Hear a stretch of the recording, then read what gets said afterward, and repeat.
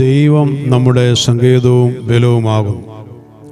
കഷ്ടങ്ങളിൽ അവൻ ഏറ്റവും അടുത്ത തുണയായിരിക്കുന്നു. അതുകൊണ്ട് ഭൂമി മാറിപ്പോയാലും പർവ്വതങ്ങൾ കുലുങ്ങി സമുദ്രമധ്യേ വീണാലും അതിലെ വെള്ളം എരിച്ചു കലങ്ങിയാലും അതിൻ്റെ കോപം കൊണ്ട് പർവ്വതങ്ങൾ കുലുങ്ങിയാലും നാം ഭയപ്പെടുകയില്ല. 46-ാം സങ്കീർത്തനം 1 മുതൽ 3 വരെയുള്ള വാക്യങ്ങൾ. ഈ ലോകം ഭീതികരമായ അവസ്ഥയിലൂടെയാണ് കടന്നു പോകുന്നത്. യുദ്ധങ്ങൾ, മത തീവ്രവാദ പ്രശ്നങ്ങൾ, വ്യക്തികൾ തമ്മിലുള്ള ഏറ്റുമുട്ടലുകൾ, ഭീകരാക്രമണങ്ങൾ, ഇങ്ങനെ മനുഷ്യ സമൂഹത്തിനെതിരെ വെല്ലുവിളികളുടെ നീണ്ട നിര തന്നെ നമുക്ക് കാണുവാൻ കഴിയും. ചുരുക്കത്തിൽ സമാധാനം ഒരു മരീചികയായി മാറുകയാണ്. വീട്ടിലും നാട്ടിലും ലോകത്തെവിടെയും സമാധാനം ഭീഷണിയെ നേരിട്ടുകൊണ്ടിരിക്കുന്നു. ലോകത്തിൽ ആശ്രയിക്കുന്നവർ അതിൻ്റെ രാഷ്ട്രീയ, സാമ്പത്തിക, സാമൂഹിക സ്ഥിതിഗതികളിൽ ആശങ്കാകുലരാകുമ്പോൾ ദൈവത്തിൽ ആശ്രയിക്കുന്നവരുടെ സ്ഥിതി വ്യത്യസ്തമാണ്.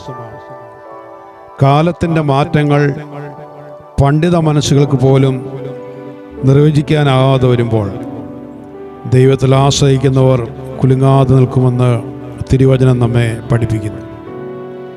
പ്രശുദ്ധവും ഭീതിജനകവുമായ സാഹചര്യത്തെ നേരിട്ട കോരപുത്രന്മാരുടെ പാട്ടിൽ ദൈവാശ്രയത്തിൻ്റെ ആത്മവിശ്വാസം നിറഞ്ഞു നിൽക്കുന്നത് കാണുവാൻ കഴിയും.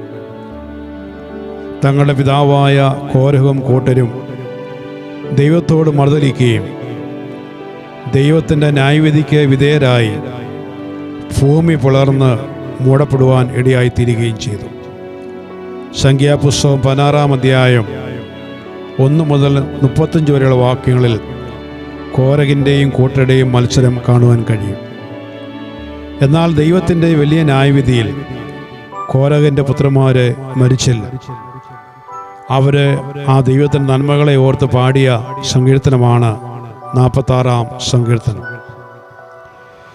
ദൈവം നമുക്ക് ആശ്രയമെങ്കിൽ ജീവിതത്തിലെ ഓരോ ദിനങ്ങളും നമുക്ക് അനുഗ്രഹത്തിൻ്റെയും ഉയർച്ചയുടെയും നാളുകൾ തന്നെയായിരിക്കും.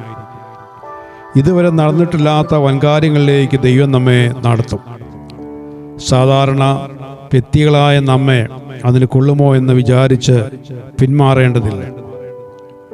പഴയ നിയമത്തിലെ നെഹെമ്യാവ് ഇതിന് നല്ലൊരു ഉദാഹരണമാണ്. പ്രവാസിയായ അദ്ദേഹം അഹശ്വേരോശ് രാജാവിൻ്റെ കൊട്ടാരത്തിലെ പാനപാത്രവാഹകനായിരുന്നു. ഒരു നിലയിൽ പറഞ്ഞാൽ രാജാവിനോട് അടുത്ത് നിൽക്കാനുള്ള ജോലിയാണ് തനിക്ക് ലഭിച്ചിരുന്നത്. എന്നാൽ ദാനിയേലിനെ പോലെ വലിയ ഉന്നത പദവികളൊന്നും അവകാശപ്പെടാനുമില്ലാതിരുന്ന വ്യക്തിയായിരുന്നു. തൻ്റെ സഹോദരന്മാർ വന്ന യെരൂശലേമിൻ്റെ നാശത്തെക്കുറിച്ച് തന്നെ അറിയിച്ചപ്പോൾ ആ വാർത്ത ആ ദൈവഭക്തനിൽ ആഴമുള്ള മുറികൾ ഉണ്ടാക്കി. നെഹെമ്യാവിൻ്റെ പുസ്തകം 1-3-4 വാക്യങ്ങൾ അത് നമുക്ക് കാണുവാൻ കഴിയും.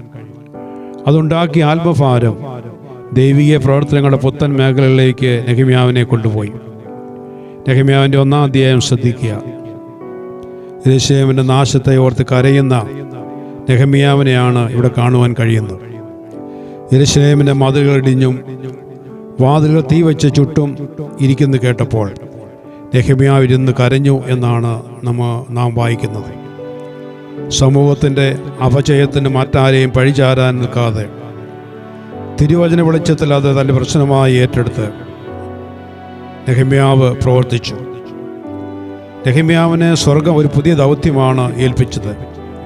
കുടുംബത്തിൻ്റെയും സഭയുടെയും സമൂഹത്തിൻ്റെയും പ്രശ്നങ്ങൾ സ്വന്തം പ്രശ്നങ്ങൾ എന്ന പോലെ കണ്ട് അവ ഏറ്റെടുത്ത് പരിഹരിക്കുവാൻ കഴിവുള്ള ആത്മഭാരമുള്ള വിശുദ്ധന്മാരെ എന്നും സ്വർഗം നോക്കിക്കൊണ്ടിരിക്കുകയാണ്. വളരെ അകലെയുള്ള യെരൂശലേമിലേക്ക് തനിക്കുണ്ടായിരുന്ന പാനപാത്രവാഹകൻ്റെ ജോലി അല്പകാലം മാറ്റിവെച്ച് ഗവർണറായി യെരൂശലേമിൻ്റെ മതിൽ പണിയാൻ വേണ്ടി പോകുന്ന നെഹെമ്യാവിനെ നാം നെഹെമ്യാവിൻ്റെ പുസ്തകത്തിൽ കാണുന്നുണ്ട്. എത്ര വലിയ ദൗത്യമാണ് ആ ദൈവദാസനെ ദൈവം ഏൽപ്പിച്ചത്. വളരെ പ്രാർത്ഥനയോടുകൂടി ഇടിഞ്ഞ മതിലുകൾ പണിത് യെരൂശലേമിൻ്റെ നാശത്തെ ഉദ്ധരിക്കുന്ന ഒരു മഹൽ വ്യക്തിയായിട്ട് നാം നെഹെമ്യാവിനെ കാണുന്നു. നാളുകളായി നാം ആഗ്രഹിക്കുന്ന ഉയർച്ചയിലേക്ക് നമ്മെ നയിക്കുവാൻ സ്വർഗം കാത്തിരിക്കുന്നു. നമുക്ക് ചെയ്യുവാൻ കഴിയുന്നത് ചെയ്യുവാൻ നാം ഒരുക്കമെങ്കിൽ ഉന്നത അനുഗ്രഹങ്ങളിലേക്കും വലിയ ദൗത്യത്തിലേക്കും ദൈവം നമ്മെ നടത്തും. ഈ കാര്യത്തിൽ രണ്ട് പക്ഷമില്ല. നെഹമ്യാവിനെ പോലെ വലിയ ദൗത്യങ്ങൾ ഏറ്റെടുക്കുവാൻ നമ്മളെ ദൈവകരങ്ങളിൽ സമർപ്പിക്കാം. നെഹമ്യാവ് ഒരു പ്രാർത്ഥനാ മനുഷ്യനായിരുന്നു. ദൈവത്തിനായി തന്നെ സമർപ്പിച്ചപ്പോൾ ദൈവം വലിയ കാര്യങ്ങൾ നെഹമ്യാവിൽ കൂടെ ചെയ്തെടുത്തു.